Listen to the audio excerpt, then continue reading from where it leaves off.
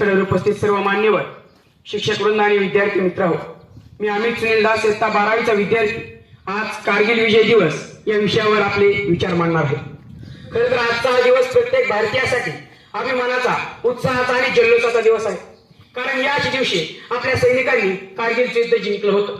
26 जुलै 1999 आपल्या प्रत्येक भारतीय सैनिकांनी आपल्या रक्ताच्या थेंबाथेंबातून आपल्याला युद्ध जिंकून दिलं आणि आपल्या भारतीय सेनेचे तसेच आपल्या भारताचे रक्षण केले। खरं तर मित्रांनो, 26 जुलै हा भारतीय सेनेमध्ये अतिशय शौर्य दिवस म्हणून साजरा केला जातो, कारण याच दिवशी आपल्या भारतीय सेनेने विजयाचा ध्वज फडकावला होता।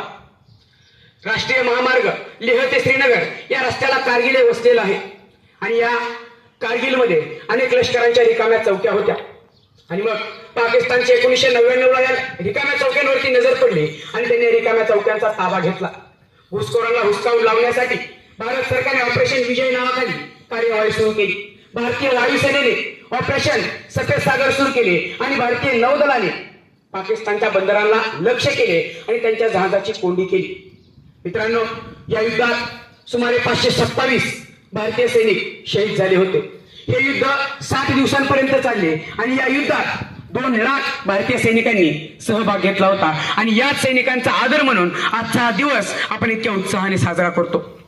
खरं तर खतरे में पड़ी थी आजादी, खतरे में पड़ी थी आजादी, घायल हुआ था हिमालय, लड़े हो जब तक थी सांस फिर अपनी लाश बिछा दी, लड़े हो जब तक थी सांस फिर अपनी लाश बिछा दी।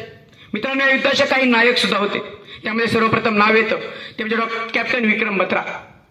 मैं तिरंगा फैलाकर वापस आऊंगा या फिर तिरंगे में लिपट कर वापस आऊंगा, लेकिन मैं वापस जरूर आऊंगा, हे वचन ज्यांचे होते ते म्हणजे कॅप्टन विक्रम बत्रा।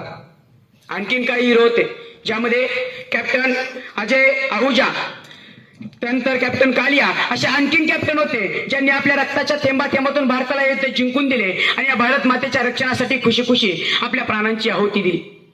इस युद्ध में न जाने कितने माओं ने अपने बेटों को खोया, क्या रे, इस युद्ध में न जाने कितने माओं ने अपने बेटों को खोया, कितनी औरतों ने अपना सुहाग, तो कितने बहनों ने अपनी राखी की कलाई खोई, तो कितने पिताओं ने अपने कलेजे का टुकड़ा खोया।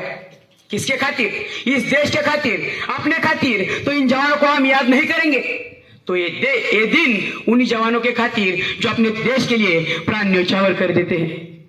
ये तिरंगा झंडा इसलिए नहीं लहराता क्योंकि हवा चल रही है। क्या रे, ये तिरंगा झंडा इसलिए नहीं लहराता क्योंकि हवा चल रही है, ये झंडा उस जवान की आखिरी सांस से लहराता है जो भारत माँ के लिए अपने प्राण न्यौछावर कर देता है। ये झंडा इसलिए लहराता है जो अपने भारत देश के लिए प्राण न्यौछावर कर देता है।